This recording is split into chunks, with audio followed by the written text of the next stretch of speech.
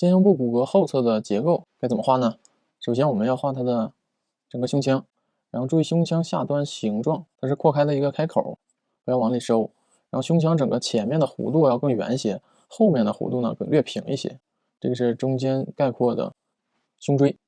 然后是在它的两侧，但是并不是侧面。从顶视图来看啊，这边是前面，这边是胸骨，这一块呢是胸椎。从顶视图来观察的话，肩胛骨位于后侧外侧，斜着朝向两侧这样的一个状态。那么从这个角度看上去的话呢，两个肩胛骨它不是一样宽的。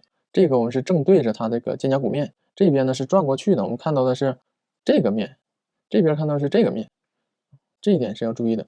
因为肩胛骨呢，在日常的教学中发现有很多同学，他对于这个肩胛骨的状态、角度、朝向不是很理解经常会把它后面看上去呢，感觉像是平着的容易给它画成两个都是朝向后边的，它并不是朝向正后边的，它是朝向斜后方的。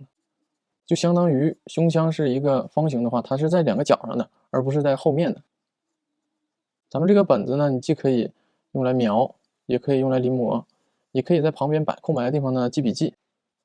对于这个描摹本学习这个使用啊，一开始就是这样设计的。这是胸腔后侧的一个结构。